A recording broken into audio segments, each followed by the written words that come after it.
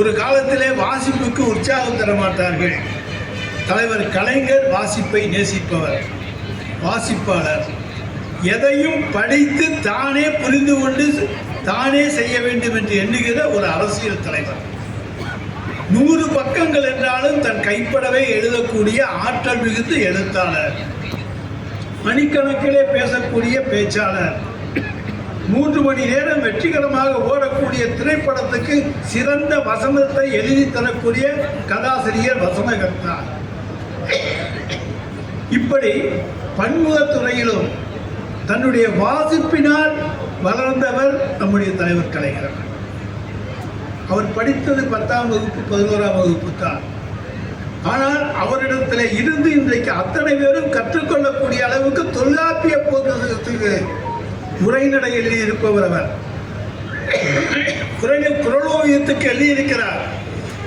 ஆனால் தொல்காப்பியத்துக்கு எழுதுவது என்பது கடினமான ஒன்று, யாரும் தொட முயற்சிக்காத ஒன்று. எனவே தொல்காப்பியத்துக்கு உரைநடை எழுதி அதை பாமரனும் புரிந்து கொள்ளக்கூடிய வகையிலே தொல்காப்பிய பூங்காவாக நமக்கு தந்திருக்கிறார். அதிலே நம்மை உலாவிட்டிருக்கிறார் என்று சொன்னால், வாசிப்பின் மூலமாக நாம் நம்மை வளர்த்து கொள்ள முடியும் என்பதற்கு அது ஒரு உதாரணம். இலக்கணம் கடினம் அல்ல, தமிழ் இலக்கணம் கடினம் அல்ல.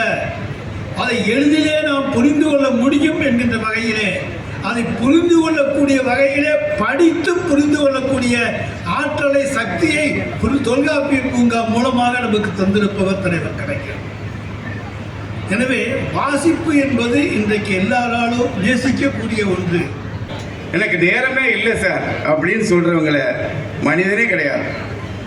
எல்லாரும் அதிகாலை 4 மணிக்கு முத்தமிழங்க தலைவர் கலைஞர் அரசியலில், பொது வாழ்க்கையில் இன்றைக்கு இந்த திருநாட்டில் இருக்கின்ற தலைவர்களெல்லாம் தாண்டி உலகம் போற்றும் தலைவர்களாக இருக்கிறார் என்றால் முத்தமிழங்க தலைவர் கலைஞர் அவர்கள் அதிகாலையில் துயில் எழுந்து அவர் ஆட்சிய பணி படிக்காத பத்திரிகை 4:30 மணிக்கெல்லாம் எல்லா பத்திரிகையும் படித்து விடுவார்.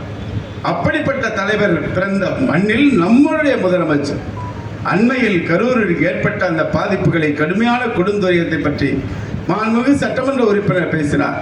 அன்று நிகழ்ச்சி தொடங்கி அன்று இரவு முழுவதும்